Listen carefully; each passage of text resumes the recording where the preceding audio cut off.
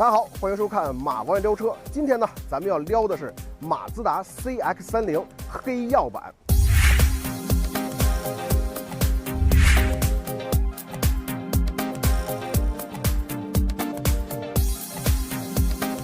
人马一体，创驰蓝天，混动设计，这是人们想到马自达的时候最先想到的几个标签。那有些人说啊，你一听这个标签，它就是这个车卖给年轻人的。我觉得这句话呢说的也对，也不对，因为我觉得这个年轻啊，它不应该是靠脸、靠相貌、靠生理年龄去判断的，应该是靠心理年龄。一个人无论他多大的岁数，只要他喜欢这种漂亮的车，喜欢操控，喜欢驾驶，他就应该被称之为年轻人。那马自达的 CX-30黑曜版呢，就是专门为这样的年轻人所去打造的。那咱们呢，就先从好看说起啊。马自达的 CX-30黑曜版呢，其实是沿用了混动设计，但是现在最新的思路呢，叫减法美学。你可以看到整个车上呢，它是那种浑圆的。你可以看到呢，整辆车上是没有那种平直的大线条的，它整体呈现出那种浑圆饱满的样子。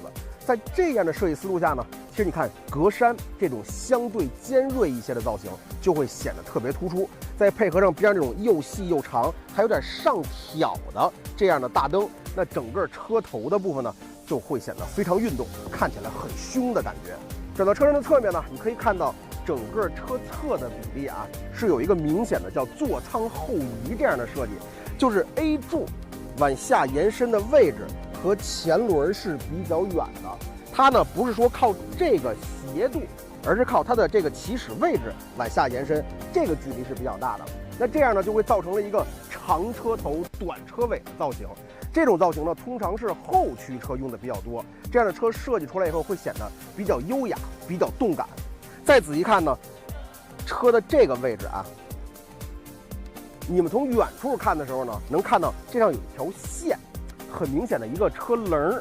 但是其实从我这儿近处看呢，这条线是没有了的啊。这儿其实整个的是这种圆弧下来的，这个其实是非常非常厉害的，可以看得出来设计师的一个功底啊。我们说，现在用的叫减法美学，但是设计师的这个工作量可是没减的啊。做出这么漂亮而且有视觉效果的一条线，这条线呢不是停留在现实生活中的，是停留在你的眼睛里边的。我觉得这个是非常厉害的。再有一点呢，就是如果想达到这种用圆弧做出视觉上有一条硬线的感觉，除了造型以外呢，还有就是漆。这个漆呢是马自达的一个专利，这个车漆呢有一个名字啊，叫塔库米瑞。我也不知道我这个日语说的对不对啊？中文呢就是叫降翳，这是一种特殊的喷涂方式。用了这种技术以后呢，这个车漆会显得特别透，然后特别晶莹。你到近处仔细看，你会觉得这个车漆特别的润。其实一直啊，我都觉得马自达实际上在外观方面呀，在视觉方面其实是挺注重、挺下本的。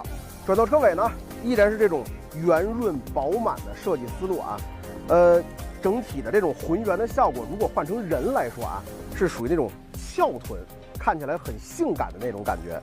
那两侧的尾灯呢，和前面的头灯是呼应的，所以这辆车无论你从前面看还是从后面看，都像有两个圆眼睛在瞪着你一样，很有意思啊。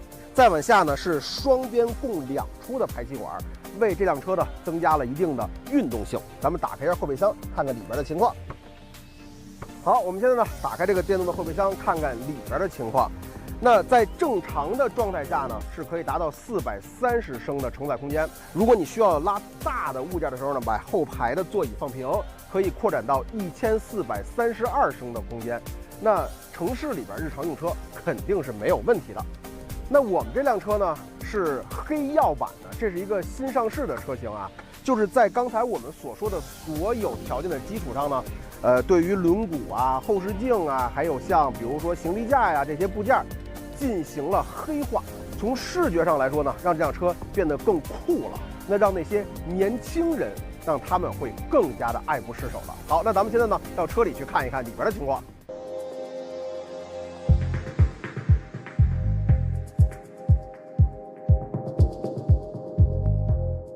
进入车内呢，咱们先看整体的设计啊。整体的内饰呢，这个层次感很好，一层一层一层的这种感觉是非常明显的。而且每一个地方呢，你会觉得设计的很精巧，比如像这些空调出风口啊，这些旋钮的地方。那整个的这个内饰呢，日式隔间的这个思路其实是设计的非常明显的，让驾驶员呢就是专注在驾驶上，不要被别的事情去打扰分心。我觉得这个扶手箱呢，绝对是一个设计亮点啊。首先呢，是可以前后的这样去大范围的移动，这样呢就适合各种各样身材的驾驶员，这个胳膊呢都是可以放的比较舒服的。然后这个扶手箱把它打开了以后，里边的空间呢是比较大的，而且是比较深的。再有一个就是因为可以前后移动嘛，你看这样的时候完全是看不到口的，往后移一格，好，这样一个小口，我们可以把手机放在上边。然后呢，这里边还是有 USB 口和12伏电源的，再往后一个口，这样口就大了，这样我们可以放一些饮料瓶啊，在这个里边去拿的时候也都是比较方便的。最后再往后全都打开，刚才咱们说空间比较大，这样放一些大件的物品呢也是比较方便的。方向盘的样式呢设计的是比较简洁的，这个条幅呢设计的是比较细，但是上边的按键呢，它的面积其实并不小，所以你用起来呢整体是比较顺手的。再往前是这种3个圆环的仪表盘，这是马自达的一个传承啊，它一直使用这种所谓叫3筒炮式的这种仪表盘。那现在呢，正中间这个大圆环，实际上它里边是一个液晶屏，那是液晶嘛，它显示内容就会很多了。整体的来说呢，它的精细度啊是不错的，而且里边的内容是很丰富的。最后呢，咱们来说说这个中控啊以及中控屏啊这一块的内容。首先说啊，就是这个 CX-30让我坐进来以后，其实第一感觉是什么呢？就是这是一辆车的内饰。这个听起来是一个废话啊，但真的就是这种感觉。你要知道，现在很多车他们习惯性的东西呢是液晶屏，然后尽量的去减少实体按键，甚至有的车根本就一个实体按键都没有。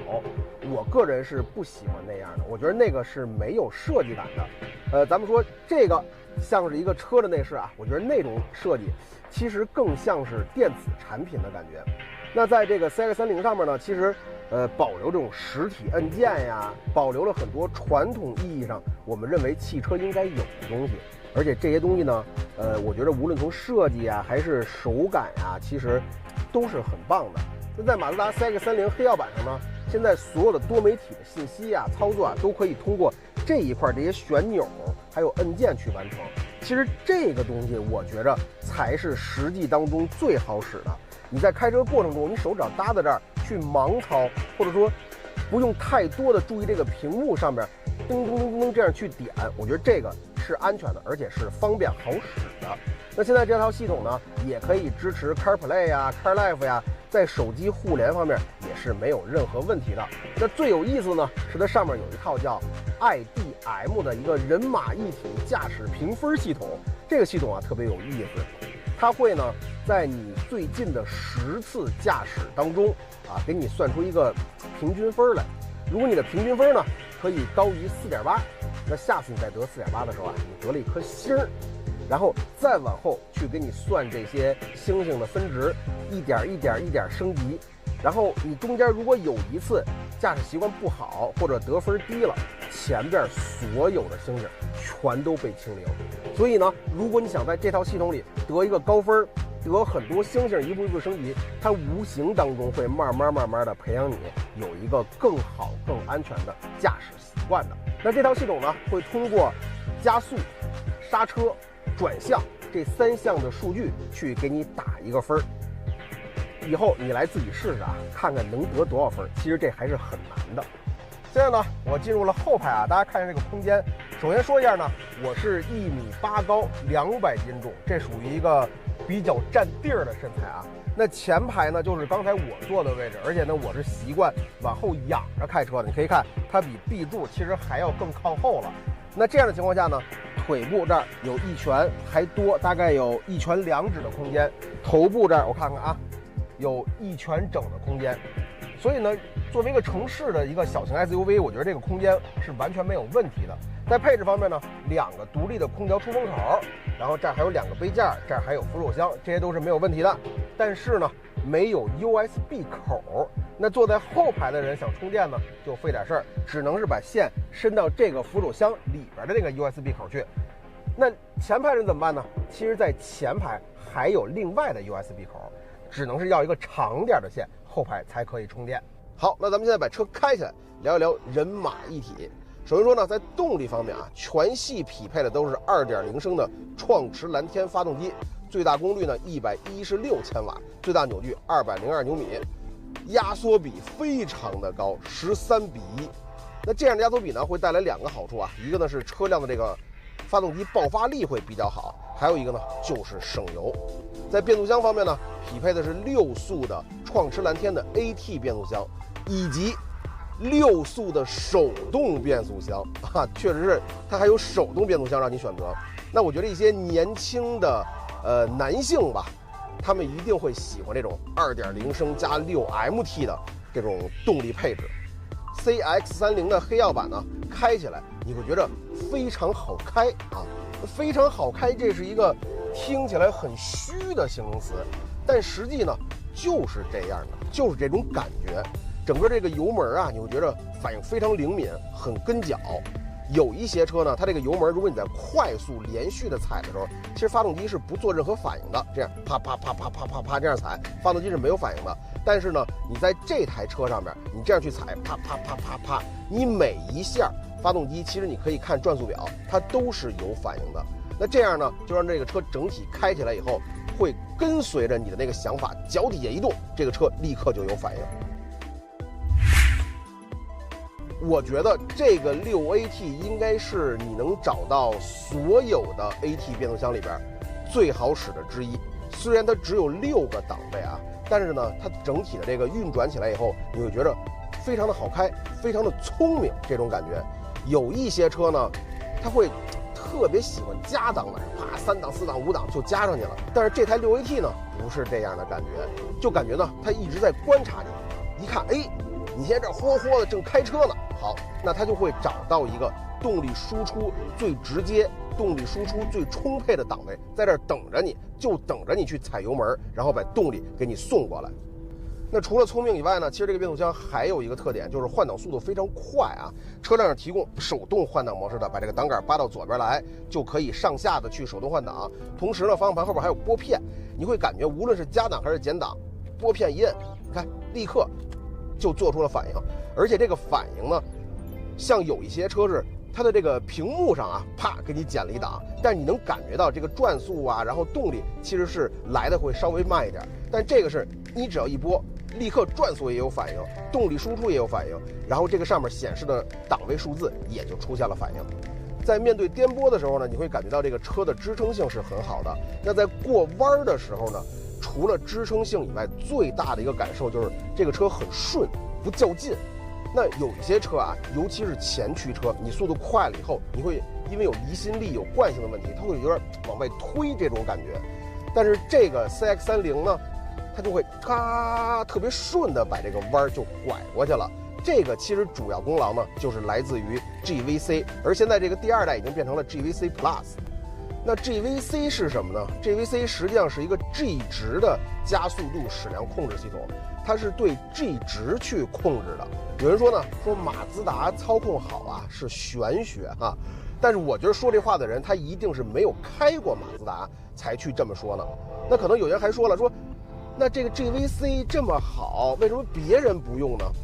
因为他们用不了。 GVC 说起来就是仨字母啊，是一个配置，但其实 GVC 实际上是一整套的系统，它其中要关联到发动机啊、变速箱啊、悬架、底盘，甚至包括座椅都会在里边。那这一整套系统，它的名字就叫创驰蓝天。所以你看，咱们在说马自达发动机的时候呢，都会说创驰蓝天发动机、创驰蓝天变速箱，而不是发动机变速箱。综合来看呢，马自达 CX-30黑曜版是一款又好看又好玩的车型。如果你打算买车呢，那我再告诉你一个好消息，长安马自达推出了一个安全包升级活动，雅锐版、嘉锐版推出价值4500元的安全升级包，以标配的形式呢，直接就送给你了，包括 LED 的前大灯自动开关系统，雨量感应式的高级随动喷水的无骨雨刷，以及 MRC 全速域自适应巡航系统、LDWS 车道偏离预警系统、LAS 车道保持辅助系统、SBS 智能前行刹车辅助系统，还有 HBC 自适应远近光的控制系统，以及 CTS 巡航模式智能行车辅助系统，一共是8项的智能安全科技。如果呢你本来打算春节买车，我觉着不如提前一点，因为这个活动呢只到年底就结束了。你要知道，像这么大的科技安全包升级，平常可是不多见的，所以还是非常划算的。好了，感谢收看这期的马外聊车，我们下期再见。